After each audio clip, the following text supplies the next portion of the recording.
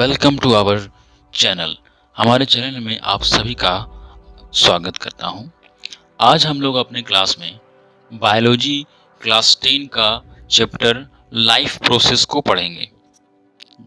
इस life process में हम लोग जीवन जगत से जुड़ी हुई विभिन्न परिघटनाओं के बारे में अध्ययन करने वाले हैं। तो चलिए स्टार्ट करते हैं हम लोग आज का क्लास लाइफ प्रोसेस, जिसका नाम है जैव प्रक्रम। लाइफ प्रोसेस का मतलब होता है कि जीवन में आखिर कौन कौन सी प्रक्रियाएं हमारे साथ घट रही है, उनके बारे में हम लोग कंप्लीटली अच्छी तरह से स्टेप बाय स्टेप स्टडी करेंगे। तो व्यूअर्स ध्यान दीजिए, ध्यान को इधर उधर ना भटका कर एक तरफ इस वीडियो पर कंसंट्रेट कीजिए।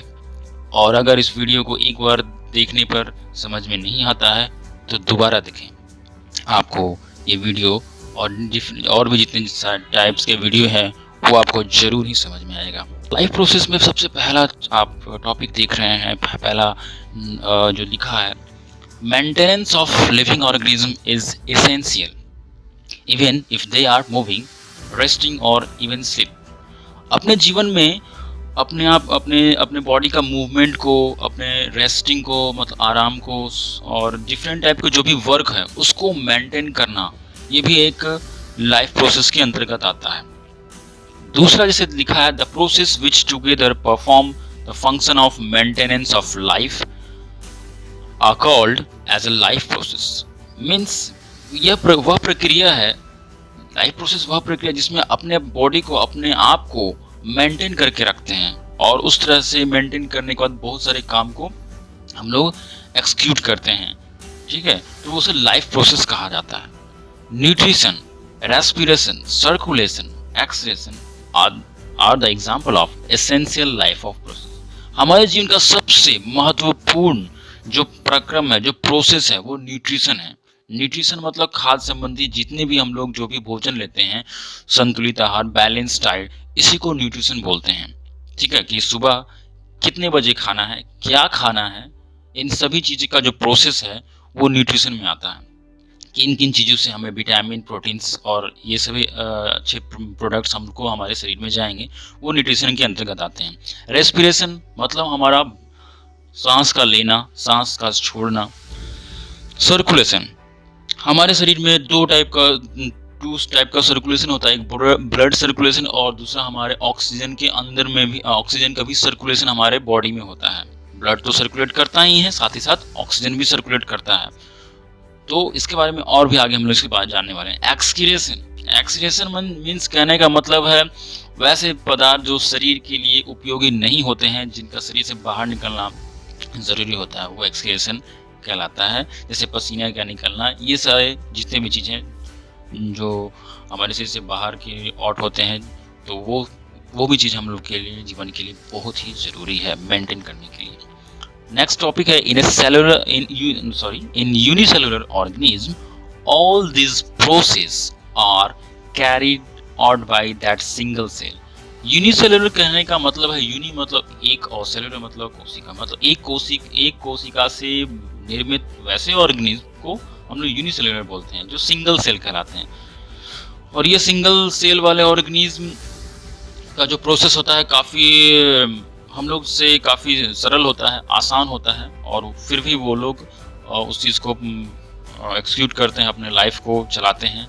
इन multi cellular organism well developed system are present to carry out the process. Multi cellular मतलब मल्टी मीन्स बहुत सारे, और सेलुलर मतलब आप समझ रहे हैं कोशिका मतलब बहुत सारी कोशिकाओं से निर्मित ऑर्गेनिज्म मल्टी सेलुलर ऑर्गेनिज्म कहलाते हैं। हम लोग मल्टी सेलुलर ऑर्गेनिज्म में आते हैं, मतलब हर एक काम के लिए अलग अलग सेल्स हम लोग के अंदर काम करते हैं। तो ये था कुछ टॉपिक्स जो लाइफ प्रोसेस के बारे में बता रहा था। ठीक है, नेक्स्ट हम लोग चलते हैं न्यूट्रिशन में। मीन्स डाइट, जो भोज्य पदार्थ जो हम लोग लेते हैं, क्यों जरूरी है लेना, उसके बारे में समझते हैं, और कैसे कैसे न्यूट्रिशंस होते हैं उसके बारे में समझते हैं। The process of acquiring food that is needed for nourishment and the substances of organism is called the nutrition. वह प्रक्रिया जिसके दौरान फूड्स को हम लोग, फूड की आवश्यकता होती है, उसे लेते हैं, ग्रहण करते हैं। ठीक है, अपने शरीर को तंदुरुस्त करने के लिए, मेंटेन करने के लिए, अपने जीवन को चलाने के लिए वो न्यूट्रिशन में आते हैं, उसे न्यूट्रिशन कहा जाता है। There are two main modes of nutrition. अब न्यूट्रिशन का दो मोड्स हैं। क्या वो दो मोड्स है? Autotrophic and heterotrophic. ये दो वर्ड्स बहुत बार सुनने को मिला होगा, पढ़े होंगे पिछले प्रीवियस क्लास में, लेकिन कुछ धुंधला धुंधला सा होगा।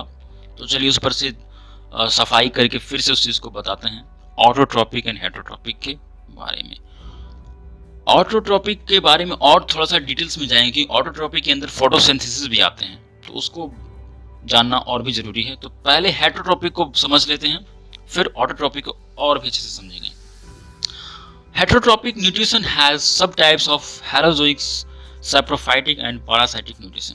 हेटरोट्रॉपिक न्यूट्रिशन कहने का मतलब है वैसा न्यूट्रिशन, वैसा मतलब भोजन करने की प्रक्रिया जिसमें एक ऑर्गेनिज्म दूसरे ऑर्गेनिज्म या अलग अदर प्लांट्स पे डिपेंडेंट होते हैं, ठीक है, वो हेटरोट्रॉपिक्स में आता है। जैसे हम लोग मल्टी सेलुलर ऑर्गेनिज्म जो है, हम लोग भी एक हेटरोट्रॉपिक है, जो हम लोग पेड़ पौधे पर निर्भर होते हैं, ठीक है।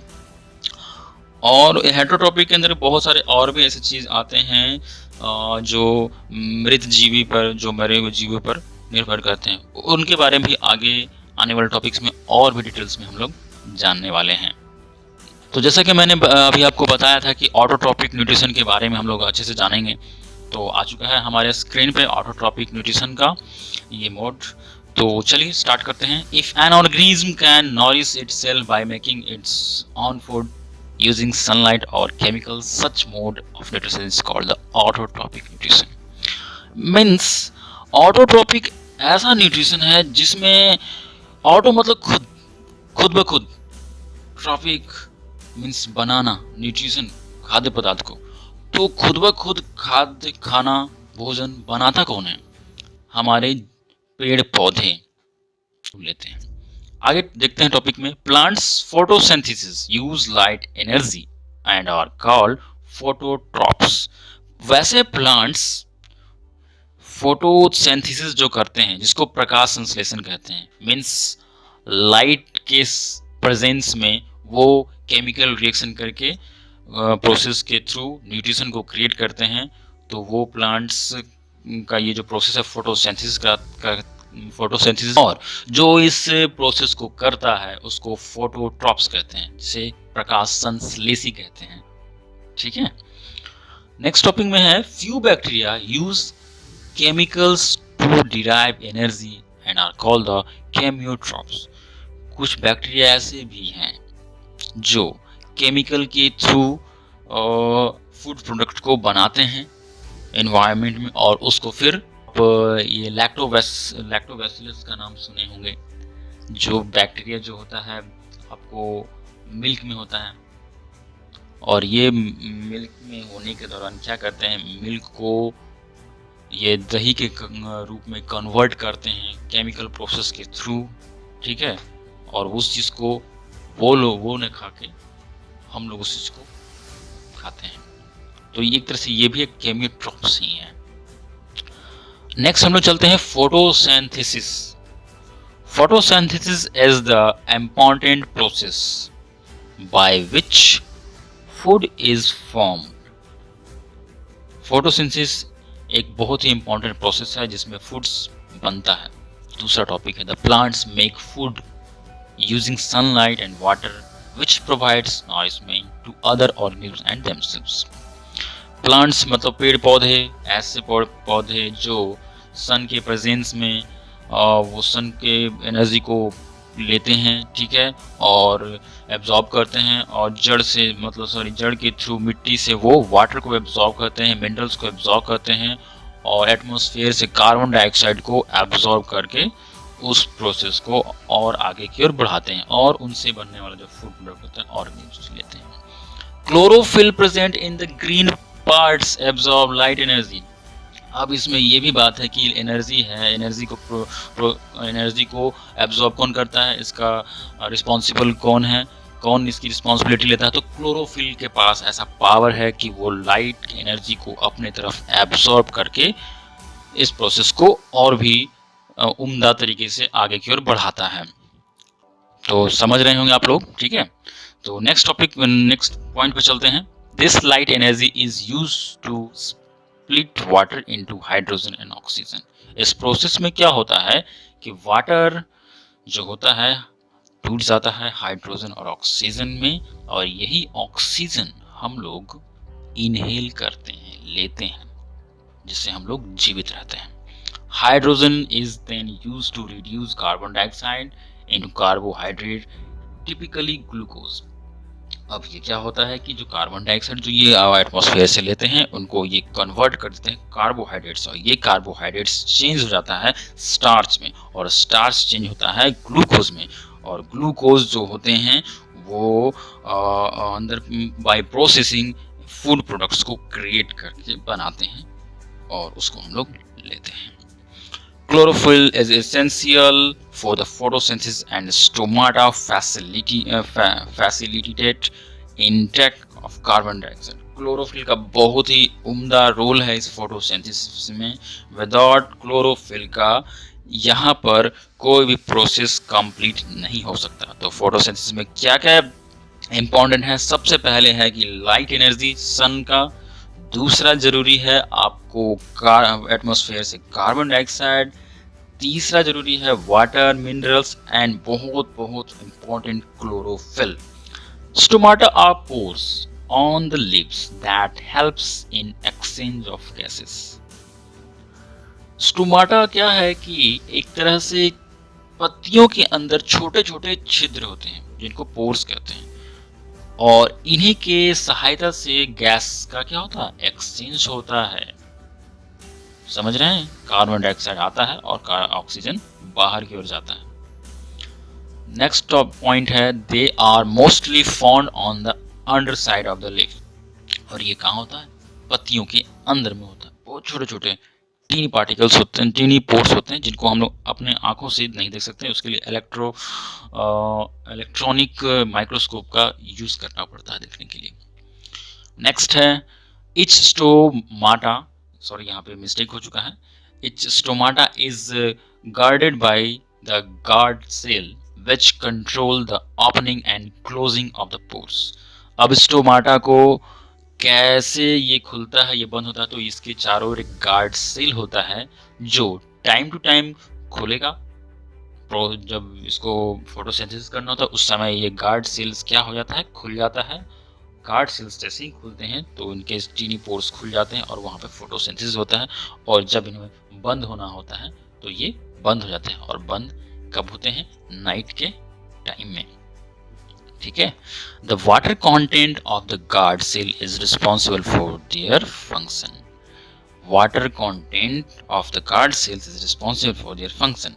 अब गार्ड सेल्स क्या करते हैं? पानी को डिफरेंट टाइप्स के सेल्स में पहुंचाने में, ठीक है। ये गार्ड सेल बहुत रिस्पॉन्सिबल होता है, क्योंकि अगर गार्ड सेल अगर ओपन नहीं होगा तो वाटर सभी पूरे सेल्स में, प्लांट के सेल्स में कैसे पहुंचेंगे? तो गार्ड सेल्स के थ्रू ही वाटर सारे भाग में पहुंचता है। तो बहुत ही इम्पोर्टेंट रोल है हमारे पत्तियों का, जिनमें स्टोमाटा होता है, जिनमें गार्ड सेल होता है, और इस गार्ड सेल्स के अंदर ओपन होने पर स्टोमाटा निकलेगा। स्टोमाटा के अंदर क्लोरोफिल होता है, और ये क्लोरोफिल का काम होता है फोटोसिंथेसिस को एक्सक्यूट करना। तो दिमाग में इसको थोड़ा अच्छे तरीके से बैठा लीजिए। आज के लिए इतना ही क्लास रहेगा, तो ध्यान से देखिएगा इस क्लास को, इस चैप्टर को, इस जो मैंने आपको बताया है दोबारा देखने की कोशिश कीजिएगा, समझ में ज़रूर आएगा। अगर कहीं किसी भी वीडियोस में अगर गलती होती है तो उसके लिए मैं आपके लिए क्षमा प्रार्थी हूँ। आप उस चीज़ को समझ लीजिए या मुझे कमेंट कर सकते हैं, मैं उनको कमेंट का आंसर ज़रूर दूंगा, और उस चीज़ को मैं फिर धीरे धीरे सही कर दूंगा। तब तक के लिए व्यूअर्स, नमस्कार, आप लोग का धन्यवाद, आप लोग का दिन शुभ हो।